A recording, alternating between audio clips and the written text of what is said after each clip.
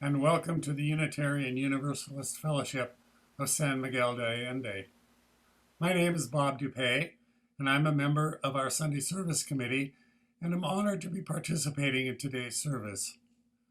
We are a supportive and nurturing faith community, honoring and respecting the rich diversity of all of us who gather here today.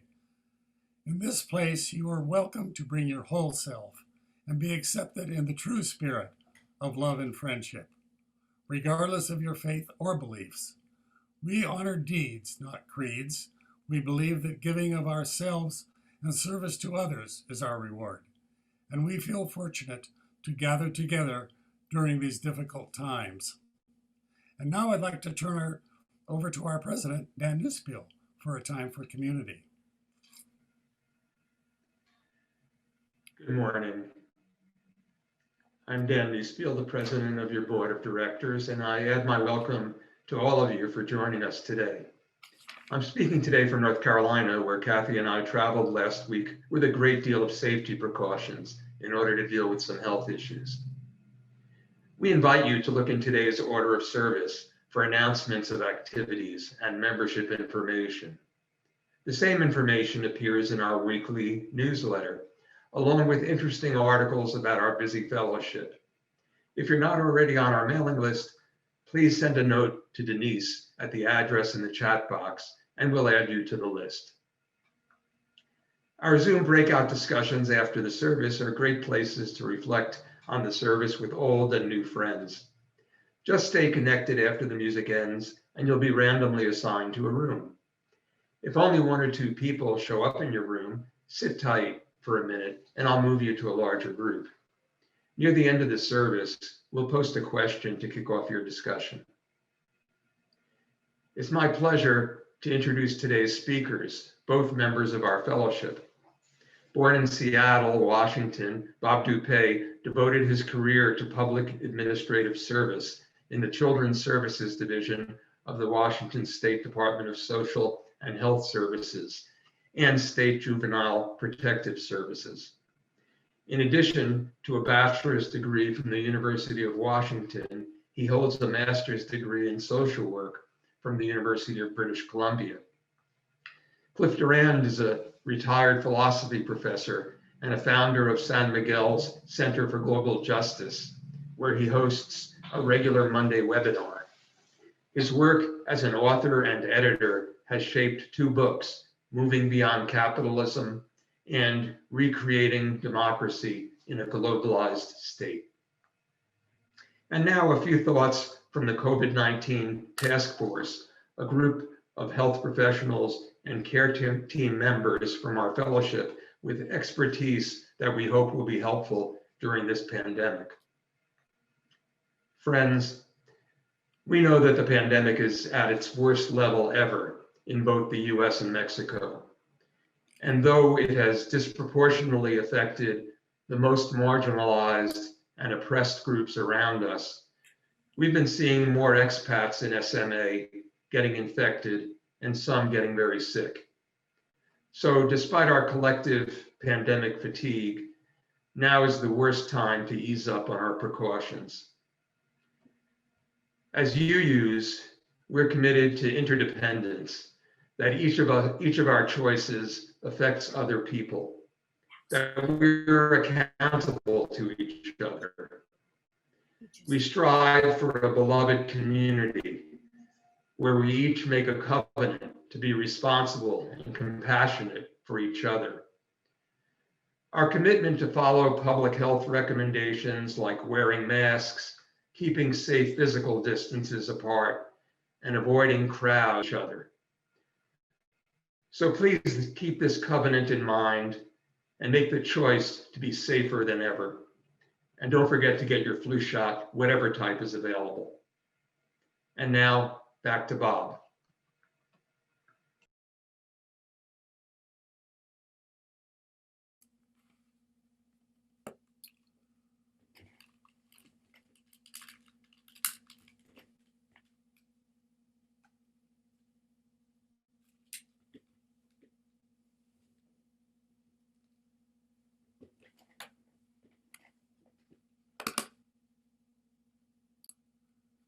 We light this flame with the thanks of who we are and to remind us that as Unitarians, the current context in which we are living challenges us to ask, what are we doing to address the issues of hurt and division that runs rampant in our community and our world?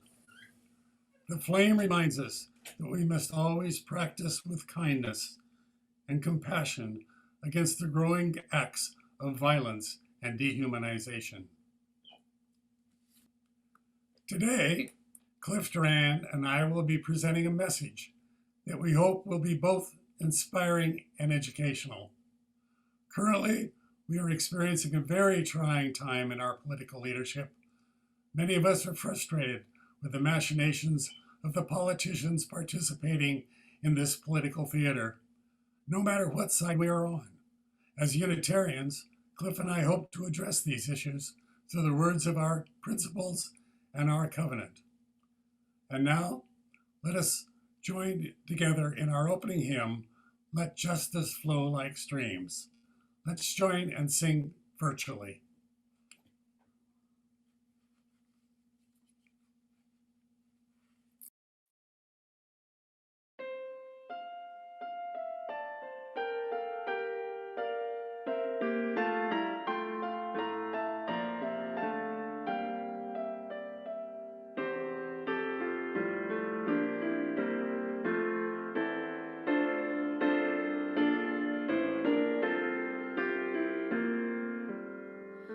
Let justice flow like streams of sparkling water pure, and they bring growth, refreshing life, abundant, cleansing, pure. Let righteousness roll.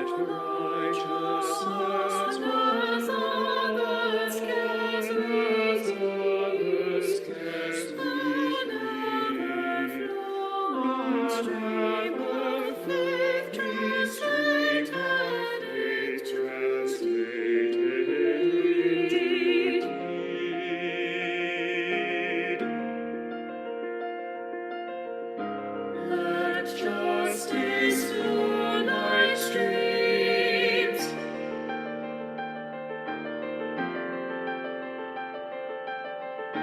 Let justice flow, so may God's plumber straight define our measure true, and justice right and peace pervade this world our whole life through, and justice right and peace pervade this world our whole life through.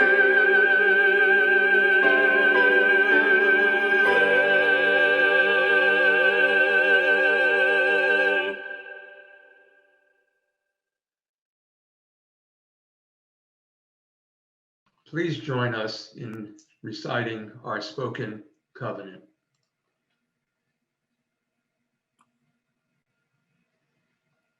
We respect the interdependent web of life and work for a just and peaceful world. We encourage the search for truth and meaning, strive for compassion in our relationships, and seek values that will benefit our lives and the lives of others. This is our covenant.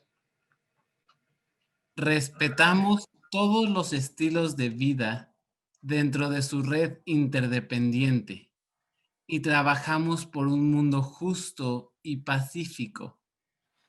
Alentamos la búsqueda de la verdad y la comprensión total. Nos esforzamos por mantener compasión en nuestras relaciones y buscamos valores que beneficien nuestras vidas y las vidas de los demás. Este es nuestro convenio. Good morning. I'm the Reverend Tom Rosiello, the minister of this fellowship, and it's good to be with you this morning. These are challenging times that we're facing, and our support for each other is critical. For those of you who are new to our congregation, and as a reminder for all longtime members, please know that there is ministry available to you if you need it. You may contact me for pastoral care or counseling, or our care team for support and assistance. The contact information for both are on our website. In the Talmud, it's written that when we share a joy, the happiness is doubled, and when we share a sorrow, the pain is cut in half. With that in mind, we now enter into a very sacred time in our service.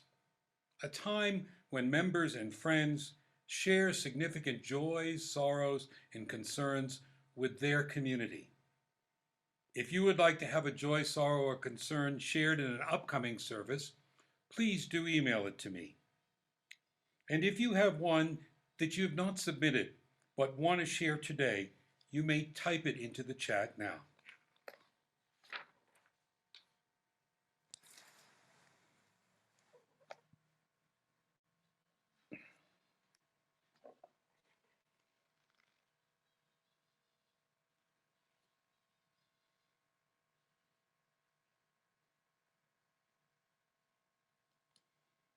Our first candle is one of joy and wishes for a speedy and full recovery.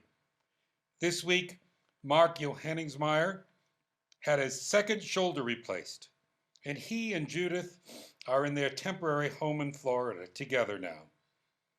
The adventure had a bit of a frightening start as Judith had to drive him to the hospital in the midst of a hurricane.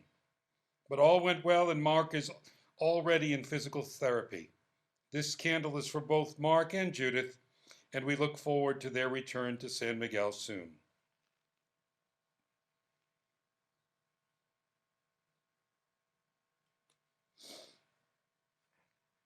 Another candle of joy and gratitude.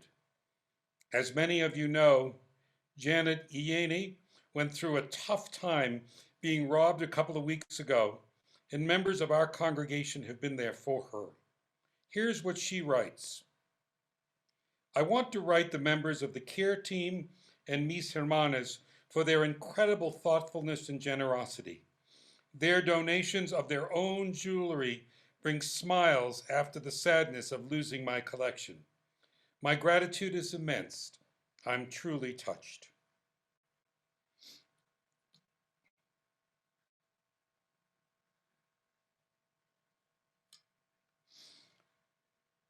Our third candle is one of concern about the present political situation in the United States and of hope for a smooth transition to the new administration.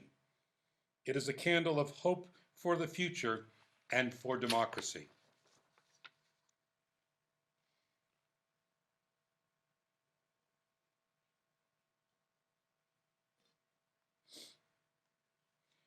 We are all weary of the restrictions that we've had to observe and will need to continue to observe to help prevent COVID transmission. But today, while not letting down our guard, I want to light a candle of gratitude and even celebration for all that this community has done to keep people informed, to connect them to resources, to support them emotionally, to provide opportunities for social connection, to continue worship and all its committee work with a good heart and a good spirit. In spite of separation and obstacles, we are as strong or stronger than ever.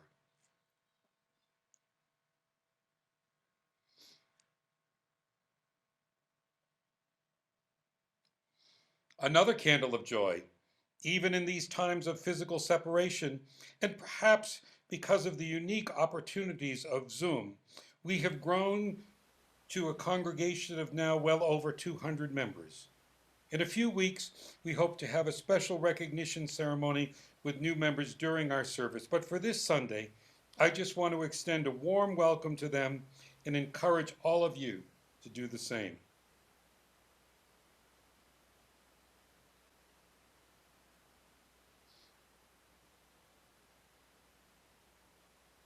This final candle is for all the joys, sorrows, and concerns that are held deep in our hearts, but remain unspoken this morning. And now we carry all of them with us into a time of musical meditation.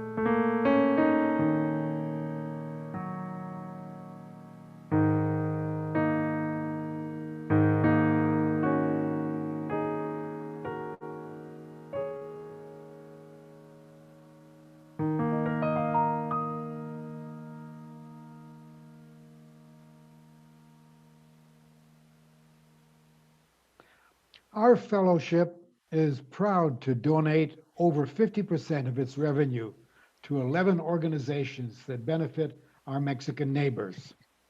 Today, I want to highlight one of those organizations, Casita Linda. Casita Linda means cute little house. They have built 3-bedroom houses with and for the poorest of the poor in San Miguel's outlying campo. They've just completed their 111th house, spanning 12 communities. An additional 7 homes are in sight within the next 18 months. Our fellowship provides funding for vitally important workshops attended by the new homeowners, as well as members of their immediate surrounding community. They provide tools for self-empowerment. Magda Perez, the social worker who leads these twice weekly workshops, covers such topics as human moral values and ethics, self-esteem, personal household hygiene, gender equality, origins and effects of domestic violence, and proposals for solutions. After completing a workshop, Angelica of the Paula, Colorado community, located near the city dump, said, "Now I have a plan. Our lives now have a path." If you value supporting such local nonprofits in our community, and if you enjoy our virtual Sunday services and other virtual gatherings during the week, please understand that pledges alone do not fully cover our expenses and nonprofit grants, which were committed before the pandemic hit us all. Your support is needed now more than ever. During the upcoming 90-second pause or immediately after the service, please go to our donate link, which you can find now in the chat box. We thank you very seriously for your generosity. And after a 90-second pause, we will hear from Aretha Franklin, who proclaims change is gonna come.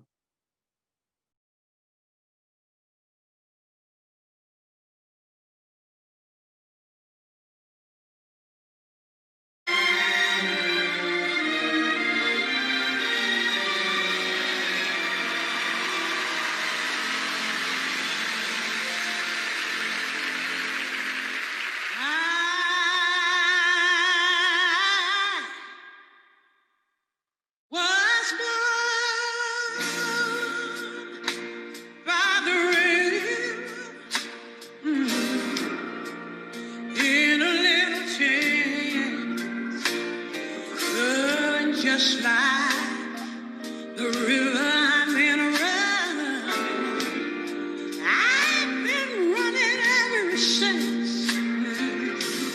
It's been a long time coming, but my change is gonna come.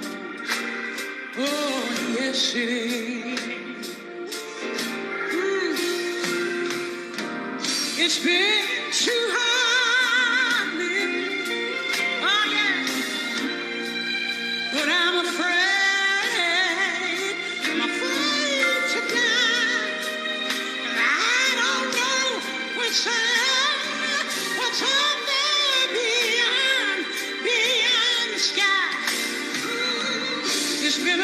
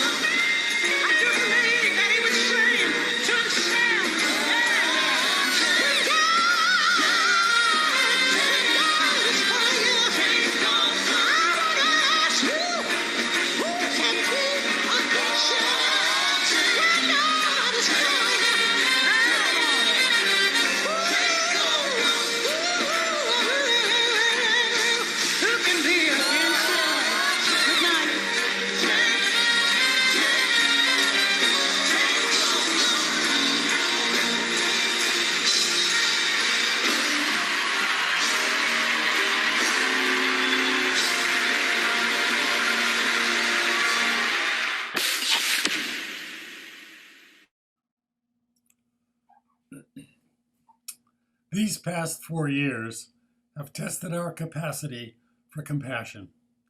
Hopefully, a time for healing has begun. When we think of compassion, we Unitarians often look at our second principle of justice, equity, and compassion in human relations. Let's first define a couple of feeling words that often go with compassion. Empathy. Empathy refers to feeling what the other person is feeling. I feel your pain is a statement attributed to President Clinton, as he got a lot of traction with that one. It reflects an understanding of what someone is going through. It shows a caring of another person and their difficulties. Secondly, we are sympathetic to another person's needs. Sympathy means we understand what the other person is feeling without feeling it ourselves. Many of us are sympathetic to the plight of refugees, for the horrific conditions they face, the risks they take leaving their homeland, the decisions they have to make to do that, the trials of fleeing, the hardships and terrible risks of the flight itself, and then the mean consequences of being refused admission and sanctuary to what they hoped would be their refuge. We are sympathetic to their situation, but what can we do? Then there is compassion. What does it mean? For this discussion, I want to draw heavily from a number of sources, all of whom more informed than I. I want to acknowledge the writings of some great people, including the writer and speaker on the great religions, Karen Armstrong. Also the writer and storyteller, Cliff Ratcliffe. And finally, our own UUA president, the Reverend Susan Frederick Gray. Then, of course, we cannot ignore some of the greats, including Confucius, Mahatma Gandhi, Martin Luther King, the Archbishop Desmond Tutu, and finally, the greatest living embodiment of compassion that I know of, His Eminence, the Dalai Lama. We mentioned the feeling of empathy and the understanding of sympathy, but compassion has a deeper meaning. Compassion means your feelings have prompted you to act, to relieve the suffering of another person. Compassion involves two things, intervention and action. According to Wikipedia, compassion motivates people to go out of their way to help the physical, mental, or emotional pain of another and themselves. It goes on to note the English noun compassion means to love together with. Compassion is empathy and sympathy in action. A classic compassionate act was the UU member in Arizona who took 2 refugees across the desert at the border, feeding them and giving them clothing. The US government charged him 2 times with very serious crimes, and both times juries found him innocent because his humanitarian gesture was simply based on compassion, with no thought of anything in return. Karen Armstrong says, compassion is the foundation of nearly all the world's religions. Did you know that it is mentioned more than 80 times in the Bible? It is the golden rule we are taught as children. Do unto others as you would have done unto you. Another way of saying that is, don't do to other people what you don't want them to do to you. The golden rule shows up again and again across cultural boundaries. The beliefs and the basis of most all religions are based on the golden rule, and that is compassion. As I stated earlier, these past 4 years have really tested our compassion index. And this campaign year has focused on our differences, and our leadership reinforces division. COVID-19 has not helped. Many of us have quarantined ourselves and self-isolated. There's not been too much to do. And many of us have focused on our political races, not the least being the US presidential one. The candidates could not be more different in their approach to campaigning. One focused on taking another down, the other focused on bringing us all together. The conventions displayed 2 radically different Americas. and two radically different total diagnoses of the problems. Democrats tore into the president's character, lack of fitness for the office. Republicans paid homage to his competence, generosity of spirit, and common touch. Democrats hammered away at the COVID pandemic, its terrible death toll, and the resulting economic collapse. Republicans spoke rarely of the virus and sold optimism, promising a renaissance just around the bend. Democrats embraced Black Lives Matter and the quest for social justice. Republicans stoked fears of civil collapse and the suburbs overrun by crazed mobs. These are not just portrayals of disagreements. These are descriptions of different realities. And we tend to presume that both camps want a similar end, akin to a continuation of our quest for a peaceful and democratic society based on justice for all. As J. Rumi, the Muslim mystic poet, said, "Beyond our ideas of right and wrong, there is a field. I'll meet you there." We hope to find that field beyond our ideas of right and wrong, of our differing perceptions, where we can find a connection, a common humanity. Every Sunday we speak our covenant. We talk of respect and working for peace. We encourage truth. We seek values that benefit ourselves and others. We strive for compassion in our relationships. Our principles call for a world community with peace, liberty, and justice. We value the inherent worth and dignity of every person. What is that called? It is love.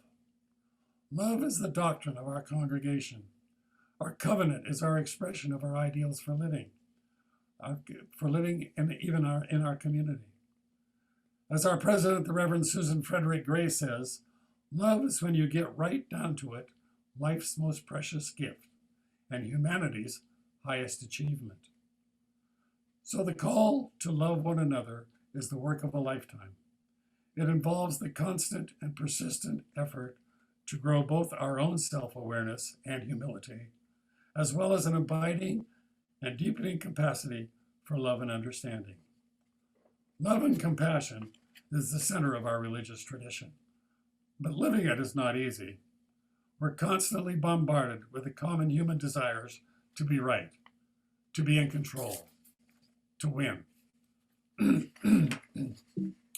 When we feel judgmental, self-righteous, petty, fearful, compassion challenges us. Compassion asks us to hold these ideas of right and wrong, of self-righteousness and judgments to the side, so we can see others in a different way. It is difficult to shift our judgments and self-righteousness to curiosity and openness. As Frederick Gray says, choosing to put compassion at the center, at the forefront of your life, and intentionally trying to cultivate the spirit throughout your living is the most spiritually transformative and rewarding and difficult work anyone can do. But ultimately, it is the key to happiness, meaning, and wisdom. That is, love is life's most precious gift and humanity's greatest achievement. How do we live compassion? How can it be done? It can only be done by holding aside and learning to overcome our ego. The ego is how we see ourselves and our world.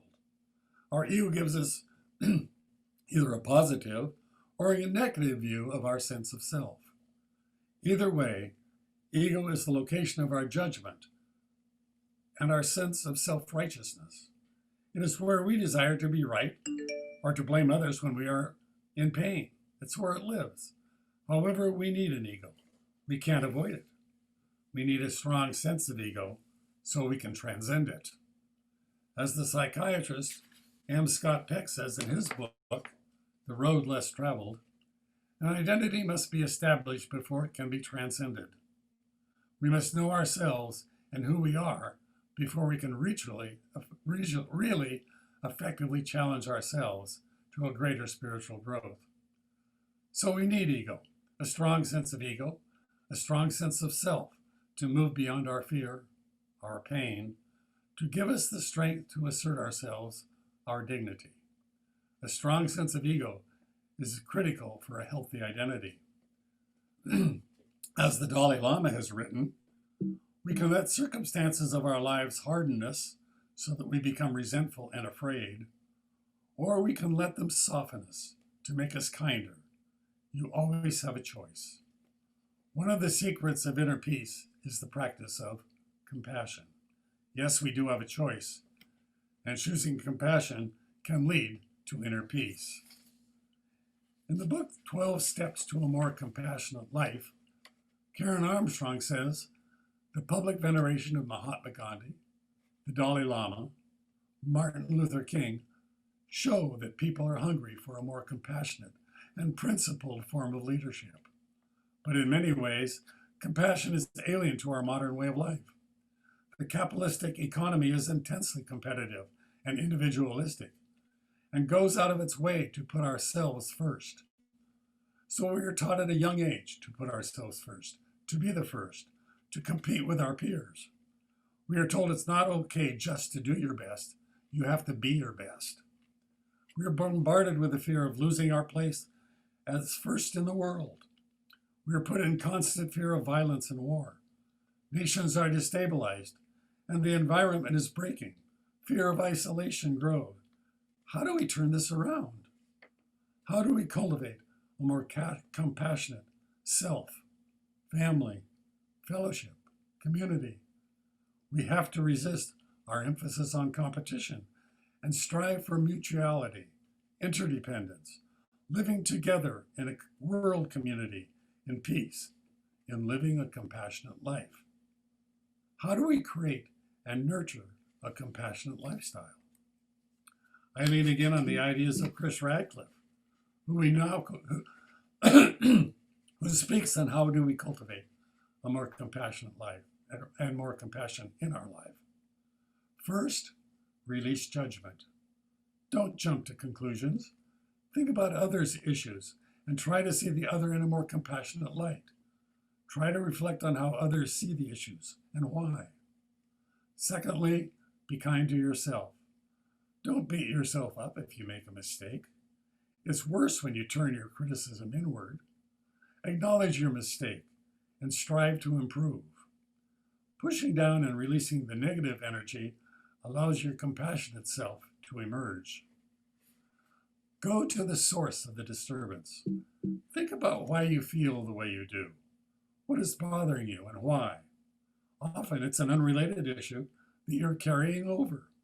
Call that issue back and feel the negative fully and let it pass. Then you will stop projecting that previous issue onto others. You can then choose compassion instead. And listen, truly listen. Give your undivided time and attention. Allow yourself to be present and not just wait until you can speak. My mother was a high school English teacher and debate coach. In fact, she was named Debate Coach of the Year in our state one year. She said that debates are not won by the stronger argument or by attacking the other person. They were won by really listening to the other's position and then responding to the faults of its logic. Truly try to understand what the other person is saying. When you honor someone with your full attention, both of you are uplifted in the process. Finally, educate yourself. It's hard to believe, but studies show that compassion is a muscle that can be strengthened. It can be strengthened with experience and attention over time. Surprisingly, Stanford University even offers a course in compassion. It's called Compassion Cultivation Training. With training, you can become more compassionate.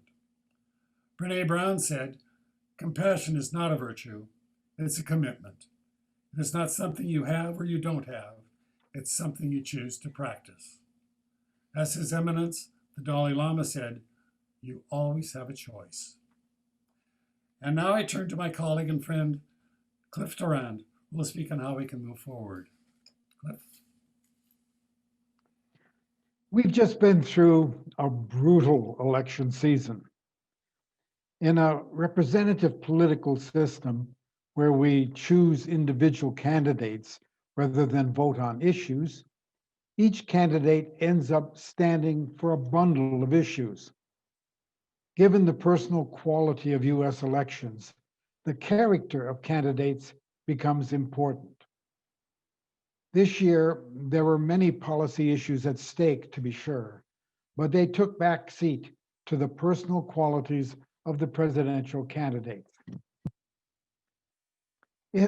I had seen this election as a test of the kinds of personal qualities voters look for in their leaders. It was thus also a test of the character of the American people. I had expected voters would overwhelmingly favor the more compassionate candidate. They did not. I was shocked and a little disillusioned by the large numbers who voted for Trump. Over 72 million voters did not consider his character as a significant disqualification. Many likely even saw it as a plus. Donald Trump is widely recognized as a narcissistic sociopath. Everything he said was about himself. Everything he did was for himself.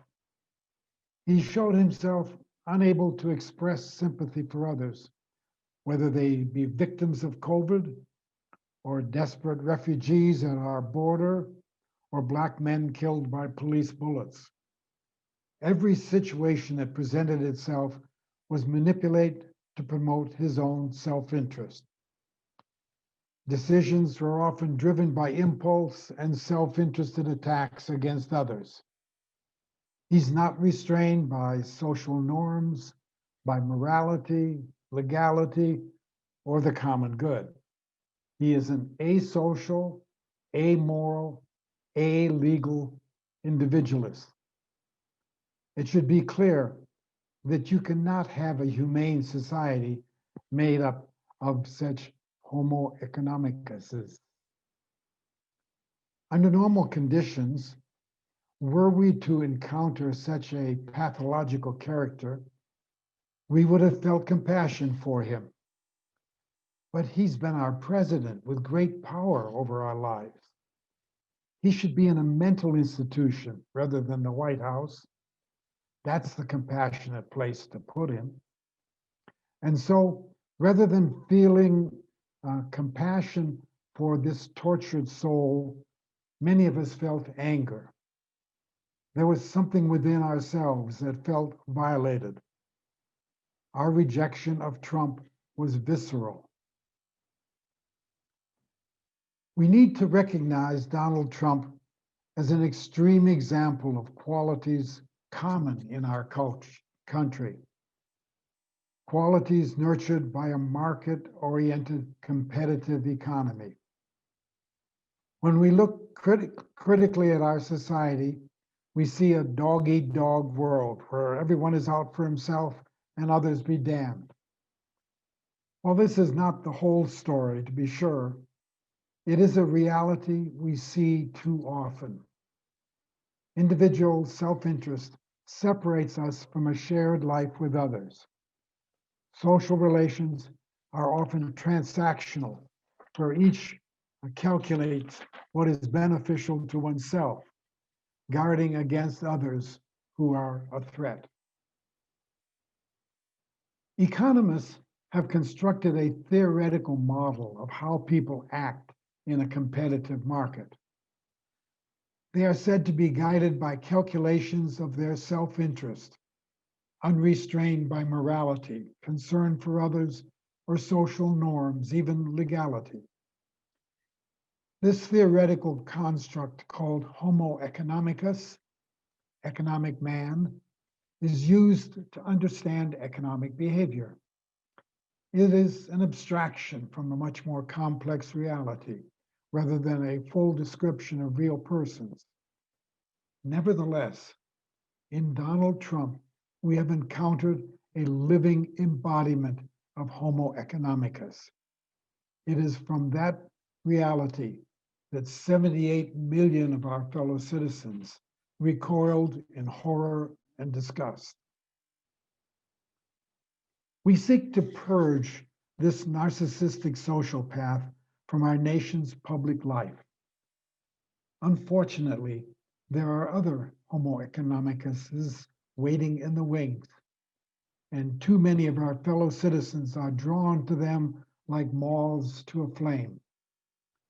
Rather than dismissing them as uneducated bumpkins, we will need to view them with compassion, seeking to understand them better. But as we affirm our better angels, we also need to look critically within. We each are not free from the influence of the larger society we live in. We also need to see the traces of Homo economicus within us. We need to reflect how the larger society has shaped us in ways that do not comport with a higher humanity. These last 4 years have been a learning experience for all men and women of conscience. Now that we can see more clearly, we must begin the difficult task of purging the inner Donald Trump. This is a unique chance to deepen our humanity.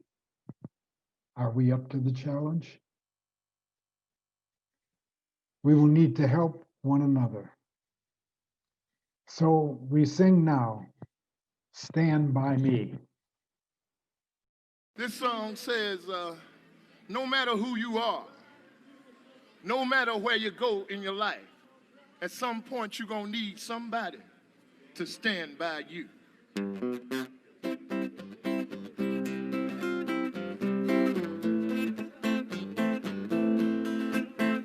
Oh yeah, oh my darling, stand by me.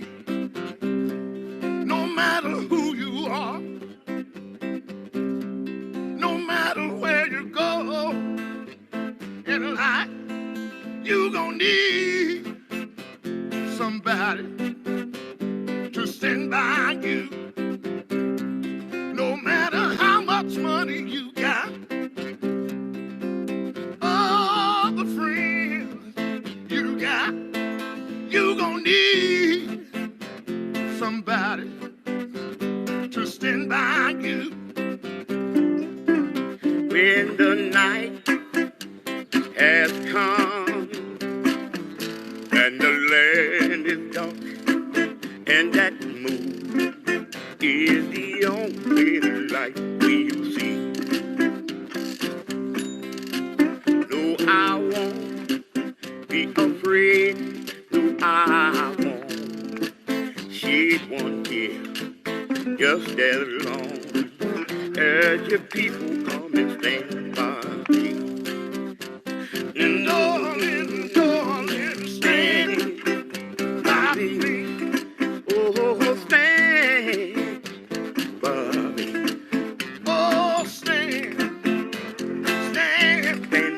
Come on, stand by me. Yeah. Oh, when that sky that we look upon, when she tumble and fall.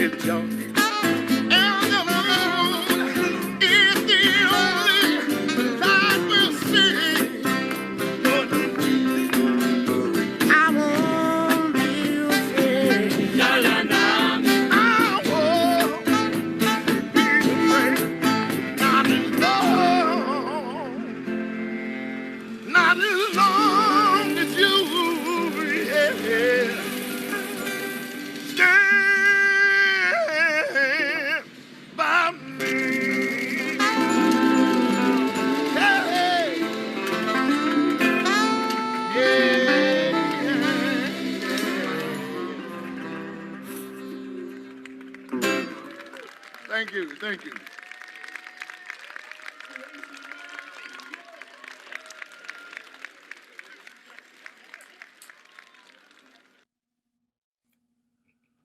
We close our time together with the hope that these next few weeks of transition will be done in the true spirit of democracy. I would like to extinguish this flame with the words of our UUA president.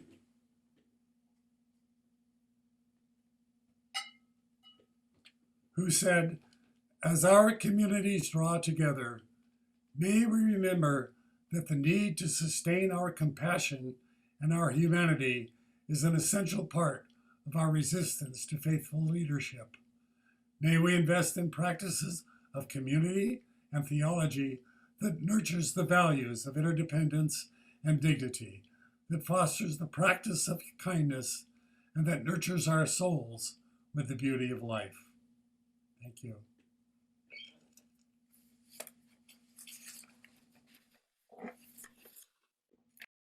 Sometimes I'm right and I can be wrong. My own beliefs are in my songs. Butcher, the baker, the drummer, and then makes no difference what group I'm in.